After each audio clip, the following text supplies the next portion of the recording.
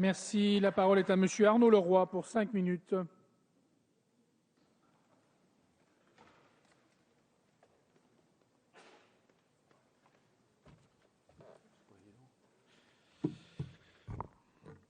Monsieur le Président, Madame la Ministre, chers collègues, le projet qui nous est soumis aujourd'hui, relatif à la représentation des Français établis hors de France, a pour objectif d'améliorer la représentation de ces Français, dont je fais partie, qui vivent en dehors du territoire national et qui continuent à entretenir un lien fort avec notre patrie, la France.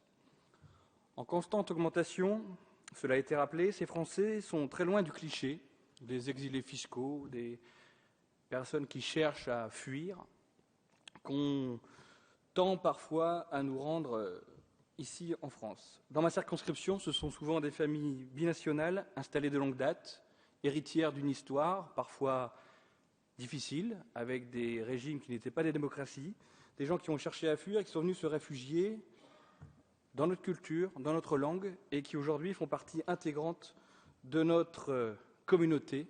Même si certains, par le passé, ont voulu dénigrer ces binationaux, je suis ravi que nous ayons eu une position forte et je me félicite de cet apport à notre communauté nationale. Quel que soit leur profil, cette diaspora française, parce que je pense qu'il faut utiliser ce mot aujourd'hui, diaspora, est estimée à plus de 2 millions.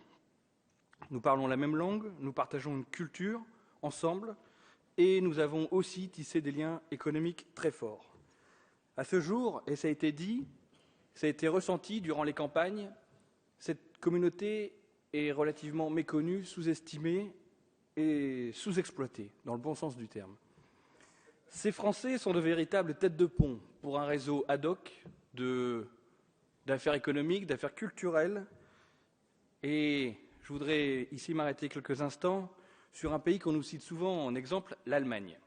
L'Allemagne, aujourd'hui, a des résultats économiques que chacun envie, mais qui s'expliquent aussi par la puissance de ces communautés historiques installées à l'étranger, issues des grandes vagues d'immigration au XIXe siècle. Donc je voudrais rappeler ce fait historique. Tout ceci m'amène à m'opposer au discours des déclinologues actuels, nous expliquant que chaque départ de France, de la jeunesse, est un drame. Non, non, non, messieurs. La jeunesse qui s'exporte, la jeunesse qui va se confronter à la mondialisation, s'armer pour vivre dans une mondialisation qui ne fera que s'accentuer dans les décennies à venir, est un signe d'optimisme et de confiance.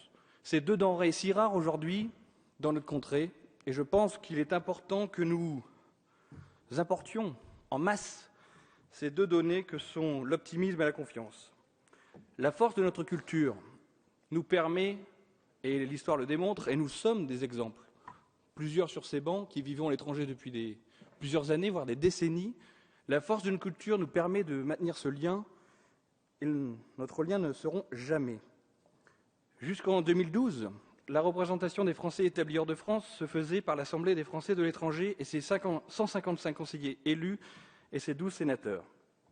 La création des 11 circonscriptions et l'élection des députés au suffrage universel direct est venue compléter ce dispositif, tout en mettant en évidence l'obligation d'une réforme pour une mise en conformité démocratique du collège électoral des sénateurs et pour la mise en place d'un échelon de représentation locale mieux identifié et mieux réparti. La création des conseils consulaires répond à ces exigences de proximité et aussi à une reconnaissance accrue des communautés en dehors des seules villes capitales.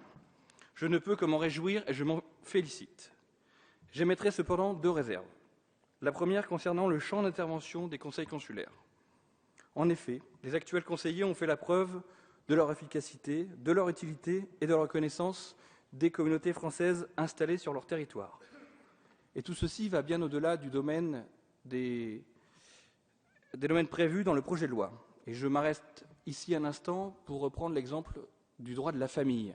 Nous sommes tous confrontés dans nos circonscriptions au désarroi de couples binationaux qui vivent des situations dramatiques, notamment au moment du divorce, de déchirement, avec des enlèvements d'enfants qui se multiplient, notamment dans l'espace européen. Je pense qu'on pourrait tirer bénéfice de l'expérience acquise par nombreux conseillers ou conseillères dans ce domaine pour pouvoir améliorer le champ d'application du travail des conseillers. Pour finir, La seconde absence concerne l'absence de mention et de proposition d'articulation avec le travail des députés, notamment, et on le voit encore aujourd'hui, sur la libre arbitre qui s'est laissé au poste consulaire, et je pense que nous allons créer là quelques difficultés que nous pourrions éviter si nous étions relativement clairs dans le projet de loi. Pour finir, je tiens à souligner qu'avec ce projet, la France reste en tête des pays européens et des pays même à l'échelle mondiale en termes de représentation de sa diaspora et communauté établie à l'étranger. Je remercie Madame la Ministre d'avoir porté haut les couleurs des Français installés hors de France. Nous voterons ce projet avec enthousiasme.